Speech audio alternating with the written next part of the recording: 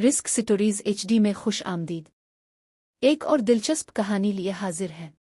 का किस्सा है। लोहारपुर गांव में एक बूढ़े आदमी की दुकान थी। वो आदमी उस दुकान में पुराना और कीमती सामान बेचा करता था। उसी गांव में बिट्टू नाम का लड़का अपनी बीवी और माँ के साथ रहता था। बिट्टू कपड़ों की दुकान पर मुलाजमत करता था और मेहनत मजदूरी करके अपने घर का गुजारा चलाया करता था। बिट्टू आप एक काम करें, कल जब आप काम से वापस आए तो घड़ी जरूर लेके आना। हमारे घर में एक ही घड़ी थी, वो भी खराब हो गई। हाँ बेटा, तू कल लाजमी घड़ी लेकर आई। घड़ी खराब होने की वजह से ठीक टाइम का पता नहीं लग पाता और नमाज पढ़ने में देर हो जाती है। ठीक है बेगम और माँ जी, मैं कल लाजमी घड़ी लेकर आऊँगा। फिर अगला दिन होता है और बिट्टू घर से निकलता है और अपने काम पर आ जाता है। उसे काम करते करते शाम हो जाती है। साहब जी, अब मैं चलता हूँ, मैंने आज घड़ी भी खरीद कर जानी है। बिट्टू, तुम बहुत ईमानदार और मेहनती हो। तुम्हारे अच्छे अखलाक की वजह से मेरी दुकान बहुत अच्छी चलती है। तुम एक काम करो, मैं तुम्हें पैसे देता हूँ, तुम मुझसे घड़ी खरीद लेना।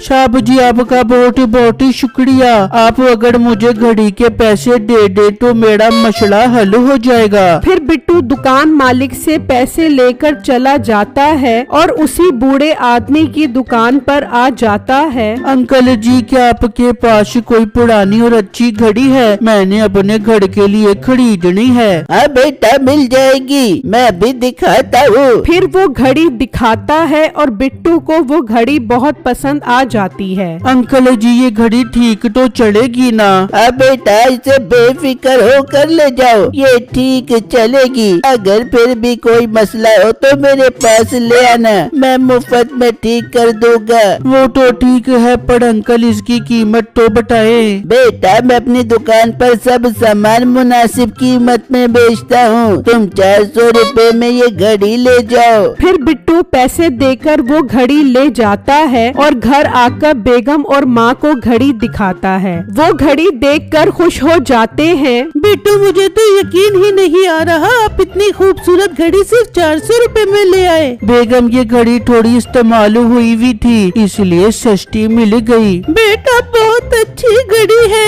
अच्छा बहू, जा बिट्टू के लिए खाना लेकर आ। हाँ बेगम, आप खाना गरम करें, मैं इतनी देर में घड़ी दीवार पर लगा देता हूँ। फिर बिट्टू घड़ी लेकर कमरे में आता है और जैसे ही घड़ी लगाने लगता है, बेटा, तुम्हारी बकरी को आज रात सांप काट रहा है, वक्त रहते ही उसकी जान बचा लेना वरना देर हो जाएगी। ये सुनकर बिट्टू बहुत डर जाता है और उसके हाथ से घड़ी भी गिर जाती है। ये सब क्या है? इस घड़ी से कैसे आवाज आई है? माँ जी, बेगम जल्दी आओ। छम्मो और माँ वहाँ पर आते हैं। बिट्टू उन्हें देखकर ये सब बताता है, जिसे सुनकर वो भी हैरान हो जाते हैं। बिट्टू, ये आप क्या कह रहे हो? ये घड़ी कैसे बोल सकती है? बेगम, मैं सच बोल रहा हूँ, हमें अपनी बकरी की हिफाजत करनी होगी। ऐसा ना हो सच में सांप हमारी बकरी को मार दे। बिट्टू बेटा, तू एक काम कर, रात पहरा दे,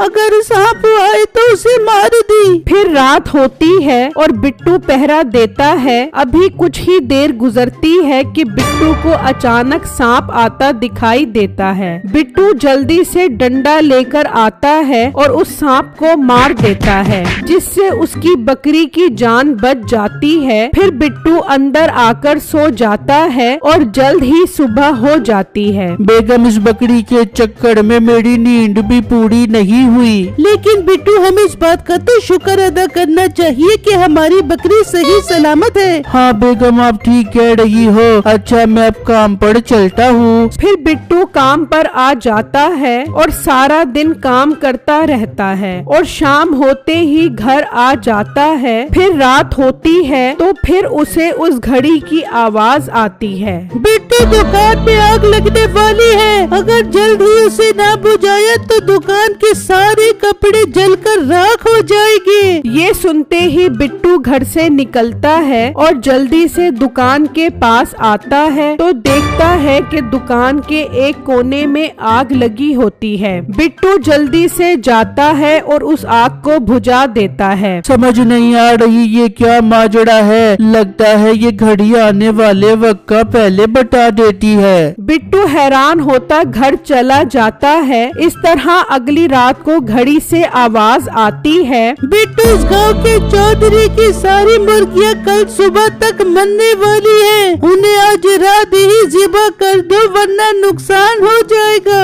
बिट्टू फौरन चौधरी साहब के पास आता है और उन्हें सारी बातें बताता है। बेटू मुझे पता है तुम ईमानदार और सच्चे लड़के हो, लेकिन तुम्हारे पास क्या सबूत है कि सुबह तक मेरी मुर्गियाँ मर जाएंगी? फिर बिट्टू चौधरी साहब को अपनी बकरी और दुकान में आग लगने की बात बताता है तो उन्हें यकीन आ जाता है। पर बेटू एक मसला है, मेरे सारे नौकर छुट्टी पर हैं और फार्म में 100 मुर्गियाँ हैं। अगर तुम इन्हें ज़िबा करने में मेरी मदद करो तो मैं तुम्हें इसके पैसे दूंगा, मगर सबूत के तौर पर एक मुर्गी जिंदा रखूंगा ये देखने के लिए कि सुबह तक मरी है कि नहीं। बिट्टू बहुत थका होता है मगर वो चौधरी को मना नहीं कर पाता और सारी रात मुर्गियाँ ज़िबा करने में गुजर जाती है। जब सुबह होती है तो चौधरी देखता है कि वो मुर्गी सच में मरी होती है। बेटू तुम्हारी बात तो वाकई सच थी, तुमने मुझे ज्यादा नुकसान से बचा लिया। चौधरी बिट्टू को ज्यादा इनाम देता है। फिर बिट्टू थका हारा घर वापस आ जाता है। बिट्टू अब सारी रात कहाँ थे?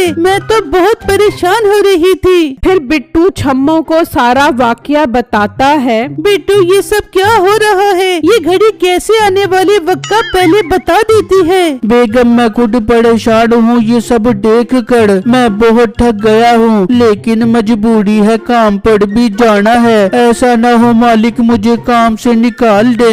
छम्मो बिट्टू को तसल्ली देती है। इस तरह अगला दिन भी गुजर जाता है और फिर से घड़ी से आवाज आती है, कल सुबह सख्त बारिश होने वाली है जिससे गांव में सैलाब आ जाएगा, वक्त रहते ही सबको पहाड़ पर पहुंचा दो वरना सब डूब जाएगा।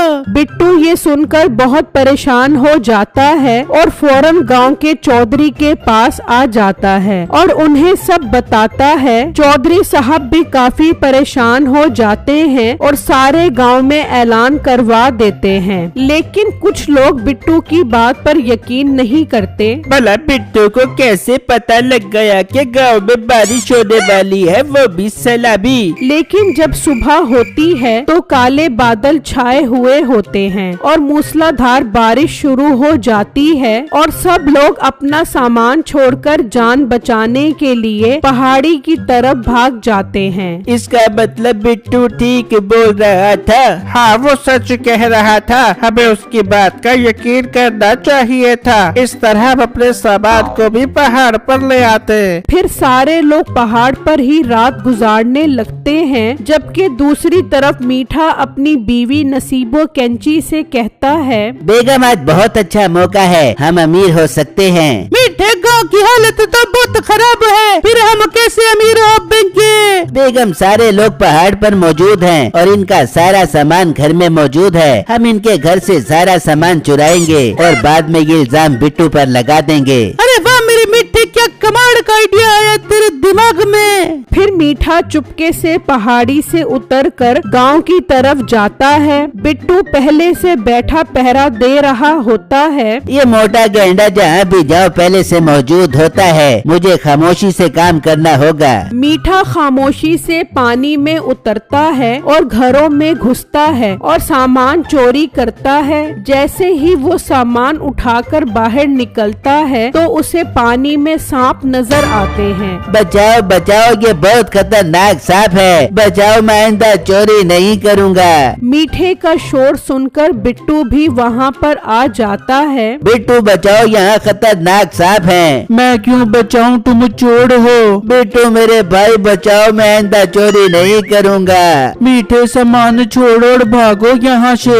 फिर वो दोनों बड़ी मुश्किल से वहाँ से निकलते हैं और बिट्टू मीठे को पहाड़ पर ले आता है और सबको मीठे के बारे में बताता है। मैं तो कहता हूँ मीठे को वही सांप के पास छोड़ाओ, वो इसे काट काट के मार देंगे। मीठे को क्या सजा देनी है, इसका फैसला बाद में करेंगे। कुछ देर बाद बारिश रुक जाती है। गांव में सैलाब की वजह से कचरा फैला होता है। सब गांव वालों सुनो, मीठे और उसकी बीवी की ये सजा है कि गांव का सारा कचरा साफ करेंगे। बिट्टू कई दिनों से सोया नहीं होता, उसे बहुत गुस्सा आता है और वो घड़ी तोड़ देता है। बिट्टू आपने घड़ी क्यों तोड़ी? बेगम ये हमें आने वाले वक्त का बताती थी। हमारा ईमान है गैब का इल्म अल्लाह के पास है, हमें ऐसी किसी जादुई चीज की मदद नहीं लेनी चाहिए। कल जो होगा अल्लाह की मर्जी से होगा और बेहतर होगा। मैं इतने दिनों से सोया नहीं हूँ, अब सुकून से सो पाऊंगा। हाँ बिट्टू आप ठीक कह रही हो, अब आप सुकून से नींद पूरी करो ताकि दुकान पर काम ठीक से कर पाओ। फिर बिट्टू सुकून से सो जाता है और दूसरी तरफ मीठा और नसीबो गांव का कचरा साफ कर रहे होते हैं।